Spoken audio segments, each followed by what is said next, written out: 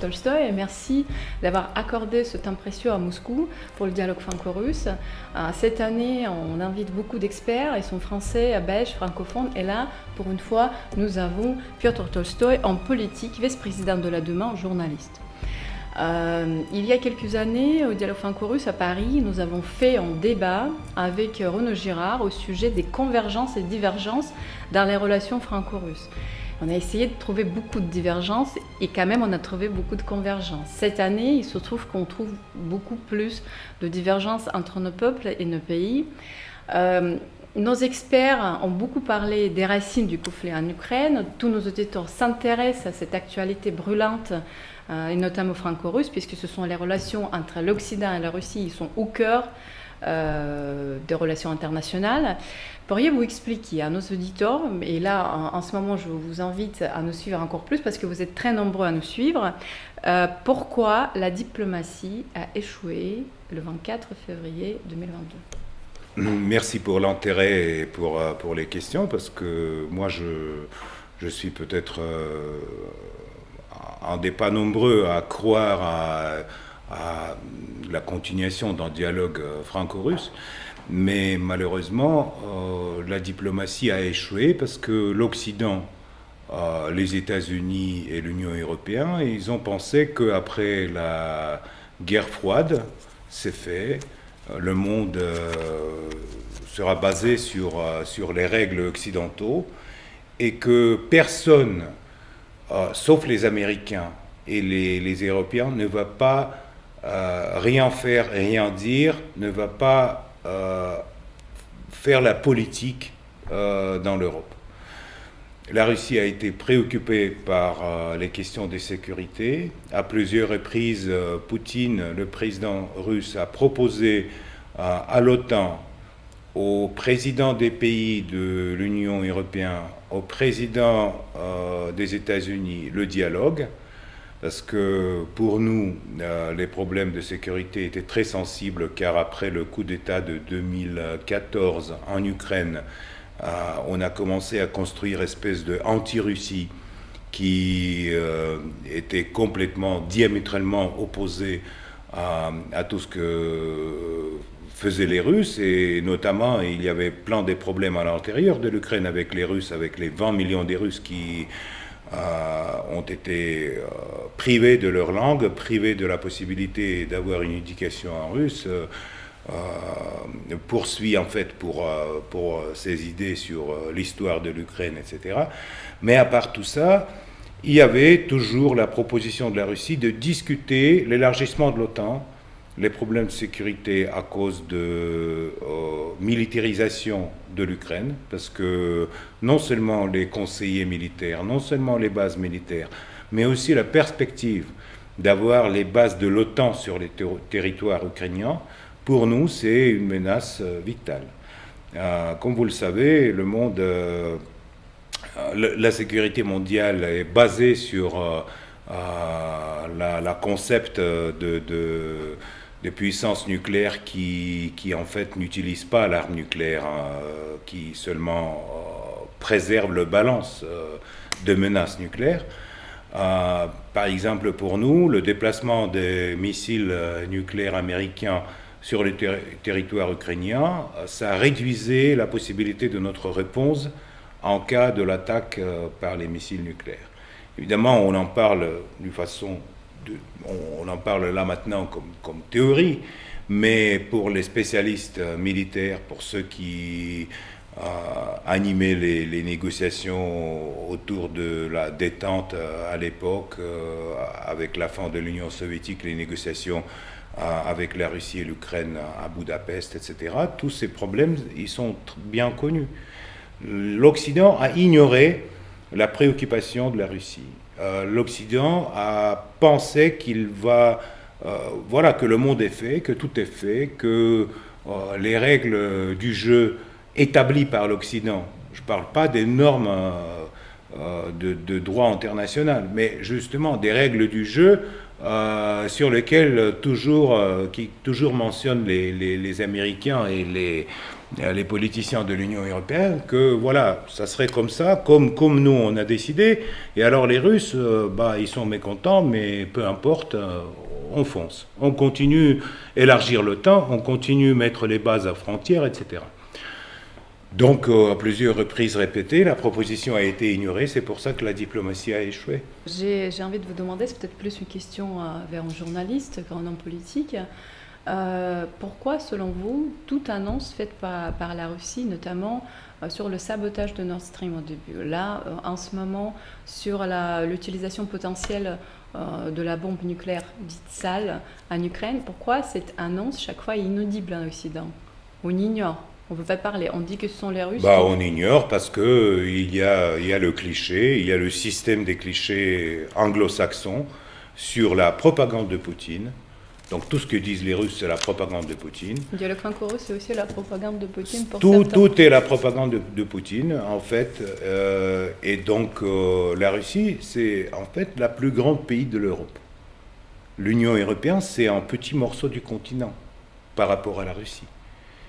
Si les Européens ne veulent pas entendre ce que pensent les Russes, ce qu'ils disent les Russes, les préoccupations sur la sécurité, les préoccupations sur le sabotage de Nord Stream, sur les laboratoires bio sur le territoire ukrainien, etc., alors tôt ou tard, ils seront obligés de résoudre tous ces problèmes.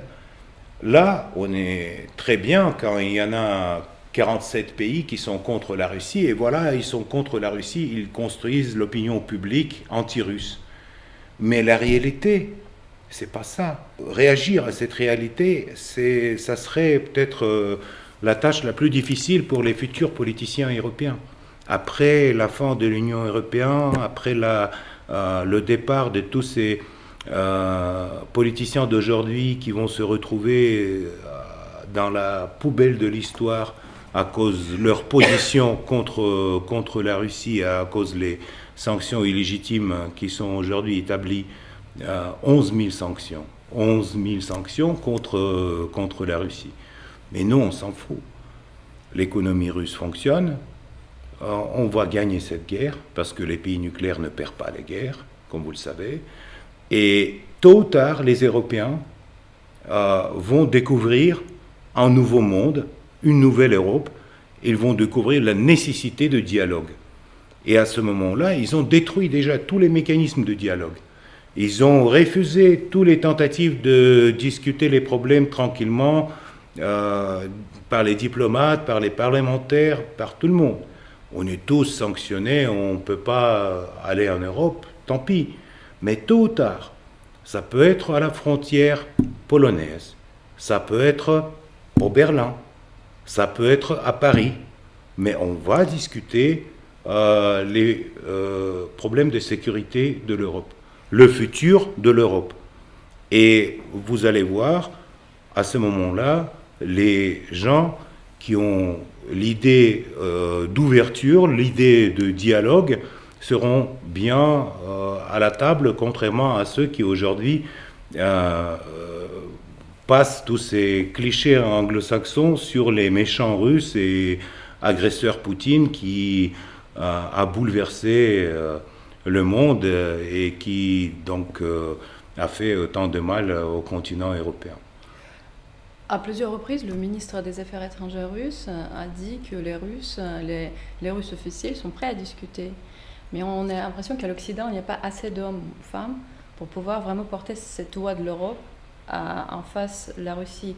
Qui est cet homme ou cette femme politique en Europe que vous connaissez peut-être et qui serait capable de se mettre à table de négociation? Peut-être ancien politique s'il n'y en a pas parmi les politiques actuels.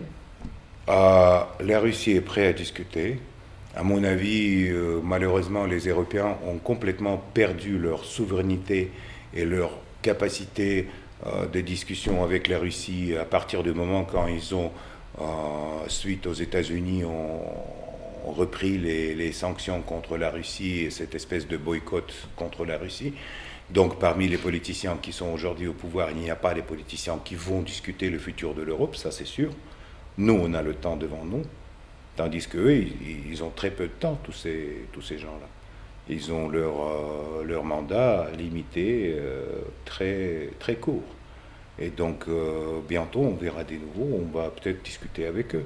Nous, on est prêts à discuter, mais en fait, ça n'a aucun sens de discuter avec les Ukrainiens, parce qu'ils sont manipulés par Londres et Washington comme les poupées marionnettes, et tous les négociations qu'on a essayé d'entamer au début de l'opération spéciale, ils ont échoué à partir du moment quand Washington a dit que pas de négociation, vous devez gagner sur le champ de bataille, comme a dit M. Borrell. Alors, on va voir qu'est-ce qu'ils vont, s'ils vont gagner sur le champ de bataille, les Ukrainiens, avec tout le soutien de l'OTAN, avec tout le soutien des Européens, avec toute la solidarité, avec une douche une fois par semaine pour toute l'Europe, sans gaz, sans pétrole, avec l'inflation de 12-15%, on va très bien voir comment les Ukrainiens vont gagner. Et à partir du moment que nous, on gagne, on va négocier avec des Européens. Pas avant. Nous sommes prêts. Mais si vous ne voulez pas, alors d'abord champ de bataille et après la table de négociation. Croyez-vous que la Russie s'est éloignée définitivement cette année de l'Europe? Et la confiance est perdue, confiance mutuelle également. La Russie ne peut pas être éloignée de l'Europe parce que la Russie, c'est l'Europe. Comme j'ai déjà dit, c'est le plus grand pays de l'Europe. Donc, le petit morceau très agressif envers nous, l'Union européenne, sera bientôt éloigné de l'histoire, parce qu'il me rappelle un peu l'URSS avant sa fin. Mais la Russie ne peut pas bouger, il ne peut pas changer sa position géopolitique. La Russie, c'est aussi l'Europe. La Russie, c'est une civilisation à part.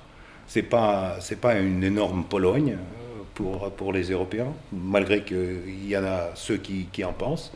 Ça ne serait pas une simple réplique d'un système démocratique américain qui est installé dans les petits pays de l'Europe de l'Est. Non, la Russie, c'est une civilisation à part, avec son propre histoire, sa propre démocratie, son propre système politique.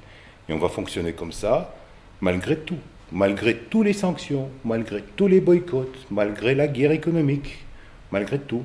Mais tôt ou tard, les Européens vont venir et vont demander le dialogue. À ce moment-là, on va réfléchir sur quelle base pourrait être effectué ce dialogue.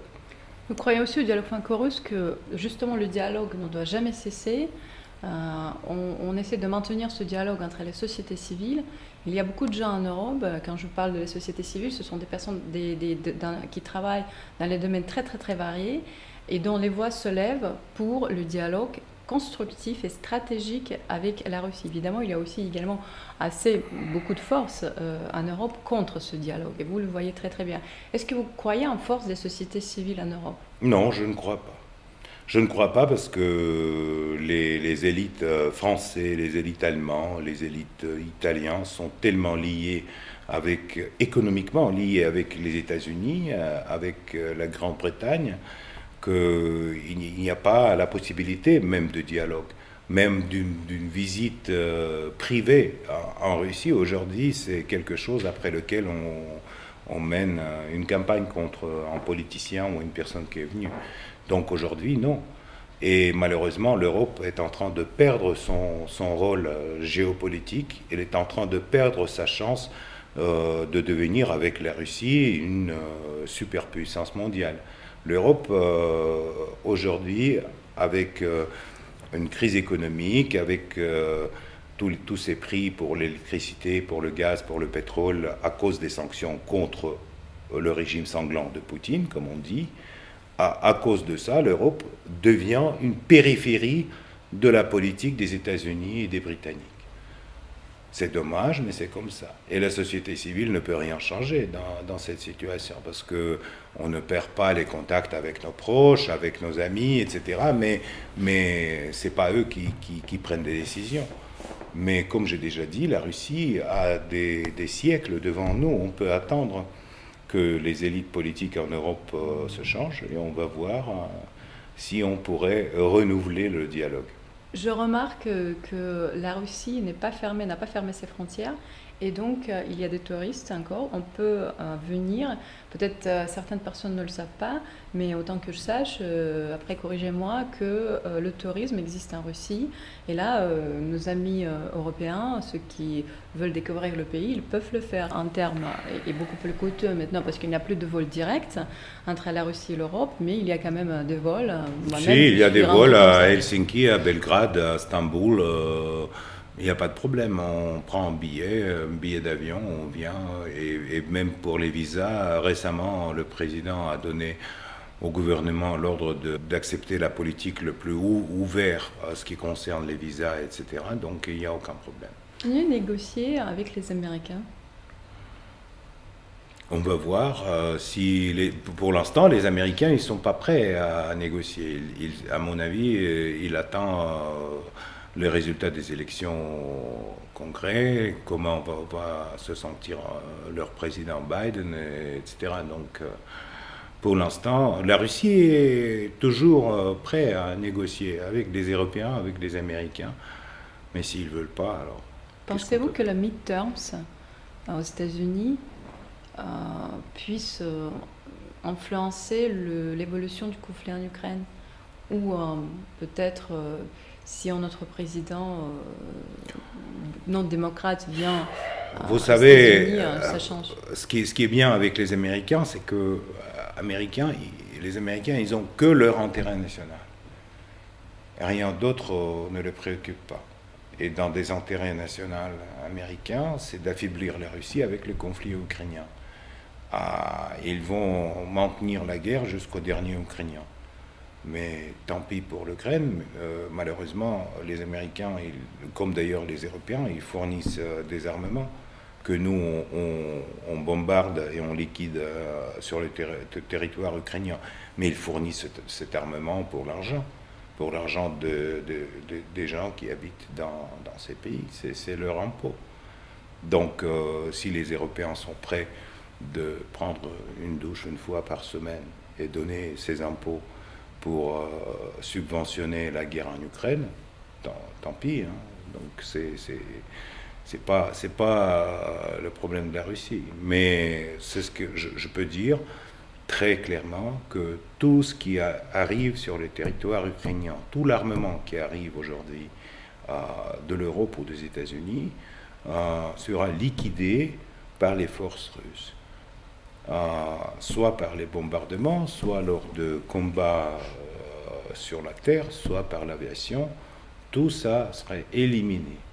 Voilà. Donc cette aide, cette solidarité avec l'Ukraine, toutes ces belles phrases dont les politiciens européens continuent à s'échanger depuis 8 mois, ça ne sert à rien. Et ça n'a aucun sens à court terme, à long terme, dans les mois qui viennent. Comment voyez-vous l'évolution du conflit en Ukraine? Puisque tout le monde sait qu'on est parti sur le temps long. Parce qu'il y avait plusieurs différentes opinions, sachant que ça va se terminer vite. Non, on va voir, négociation. Là, maintenant, on comprend qu'il n'y a plus de négociation. La phase est compliquée, on rentre en hiver. Quel est votre pronostic? L'hiver, c'était toujours une très bonne saison pour les Russes pour avancer. Je vous rappelle qu'on a eu 2 guerres avec des Européens, à 1812 et à 1941. Et la première, on a terminé à Paris, la deuxième au Berlin. Si les Français, les Allemands, les autres Européens veulent participer dans cette guerre, veulent vraiment que les forces de l'OTAN participent du côté ukrainien, alors on va avancer peut-être plus doucement. Mais on va avancer. Et l'hiver, c'est une très bonne saison pour l'avancement. Comme on disait le général hiver. Général Morose. Morose. Exact. Vous savez, il y a beaucoup de Français qui s'intéressent, bon, puisque vous avez parlé de 1812, je rappelle après qu'à chaque conférence qu'on organise de dialogue franco-russe que la France n'est pas en guerre avec la Russie, malgré tout ce qui se passe. Les gens s'intéressent à la culture russe, s'intéressent à l'actualité franco-russe, notamment tous ceux qui nous regardent, ce sont des dizaines de milliers de personnes en ce moment et vous parlez tellement bien français. Vous gardez le lien avec la France, puisqu'on quand même on va rester positif. On va espérer que les relations vont reprendre. On va rester positif. On a des siècles des relations franco-russes derrière nous. On a des siècles encore en avant. Donc, moi, j'ai une partie de ma famille en France. Par exemple, à cause des sanctions, je ne pourrai jamais les voir à Paris ou en France, mais ils vont venir à Moscou. Donc, tout ce qui est les liens humains, les liens culturels, les liens économiques dans certains sens, j'espère que ça va continuer. Malheureusement, contrairement à la volonté des politiciens. Sur cela, sur cette note positive, je vous remercie d'avoir accordé ce temps au dialogue franco-russe. Je vous invite à nous suivre, à partager et surtout, sachez que le dialogue ne doit jamais cesser. Merci. Merci beaucoup.